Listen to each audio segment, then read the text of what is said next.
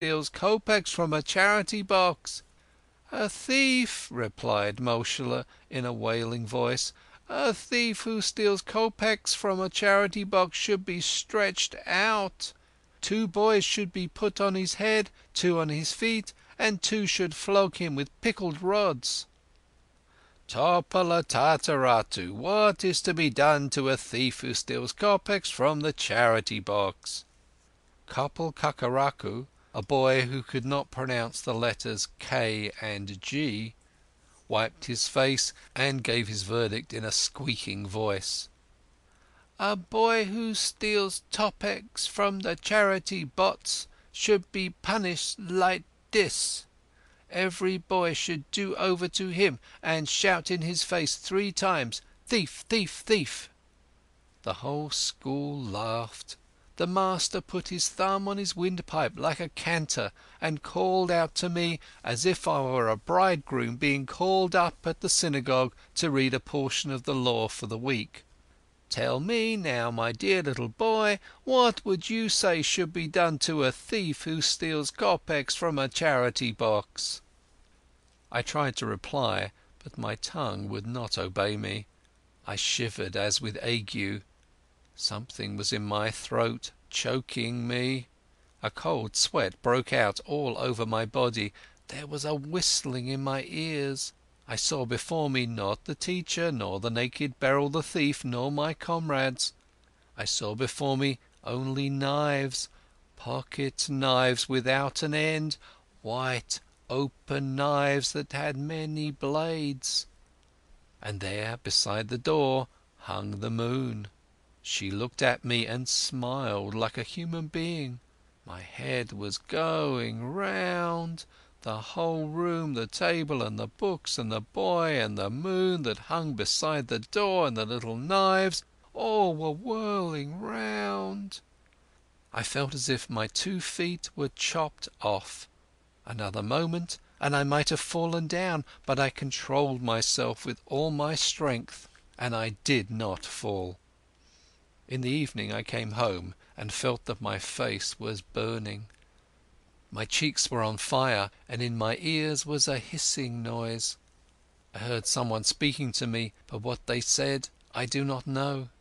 My father was saying something and seemed to be angry. He wanted to beat me. My mother intervened. She spread out her apron as a clucking hen spreads out her wing to defend her chickens from injury. I heard nothing and did not want to hear. I only wanted the darkness to fall sooner, so that I might make an end of the little knife. What was I to do with it? Confess everything and give it up? Then I would suffer the same punishment as Beryl. Throw it carelessly somewhere? But I may be caught. Throw it away and no more, so long as I am rid of it?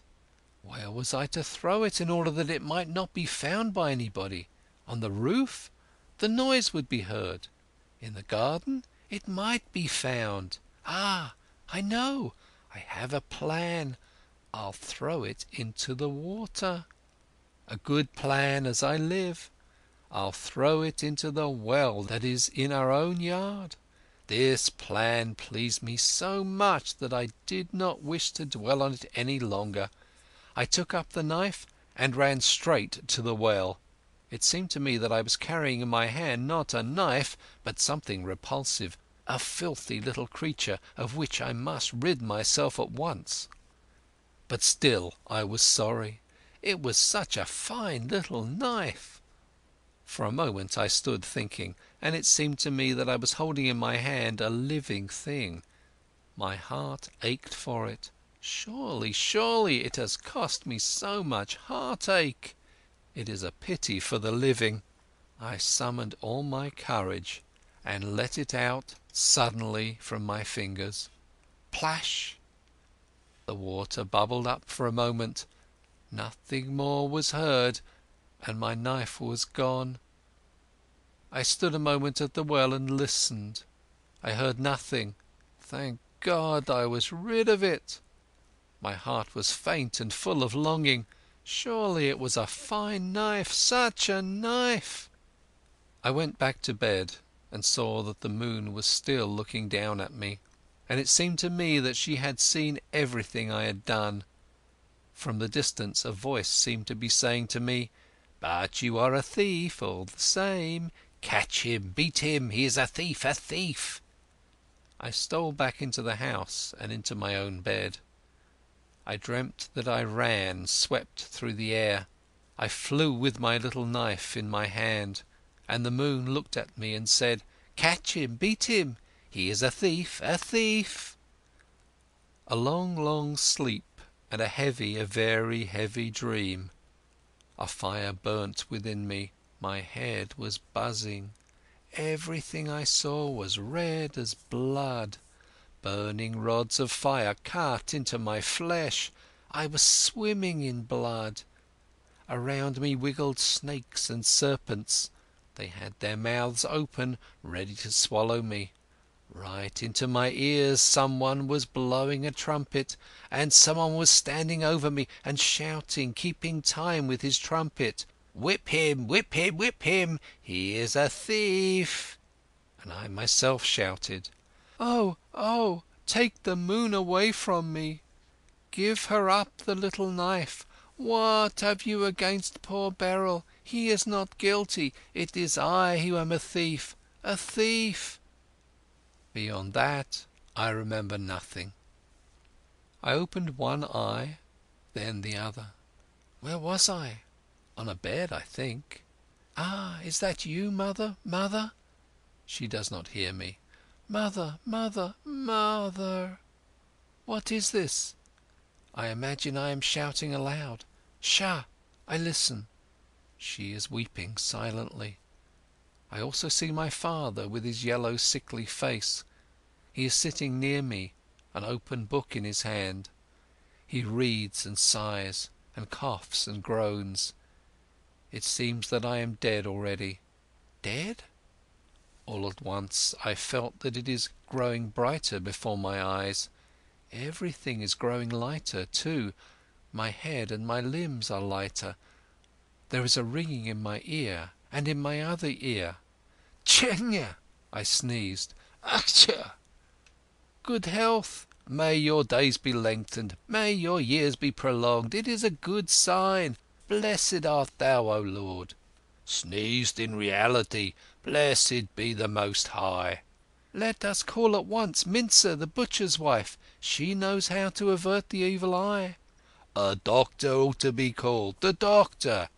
"The doctor? For what? That is nonsense. The Most High is the best doctor. Blessed be the Lord and praised be His name." "Go asunder, people. Separate a bit. It is terribly hot. In the name of God, go away." "Ah, yes, I told you that you have to cover him with wax. Well, who is right?" "Praised be the Lord and blessed be His holy name. Oh God, God, blessed be the Lord and praised be His holy name." They fluttered about me. They looked at me. Each one came and felt my head. They prayed over me and buzzed around me. They licked my forehead and spat out by way of a charm. They poured hot soup down my throat and filled my mouth with spoonfuls of preserves. Everyone flew around me. They cared for me as if I were the apple of their eye. They fed me with broths and tiny chickens as if I were an infant. They did not leave me alone. My mother sat by me always and told me over and over again the whole story of how they lifted me up from the ground almost dead, and how I had been lying for 2 weeks on end, burning like a fire, croaking like a frog, and muttering something about whippings and little knives. They already imagined I was dead, when suddenly I sneezed 7 times. I had practically come to life again. "Now we see what a great God we have, blessed be He, and praised be His name." That was how my mother ended up, the tears springing to her eyes.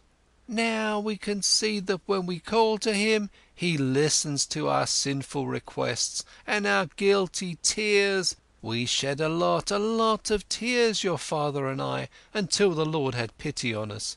We nearly lost our child through our sinfulness. May we suffer in your stead.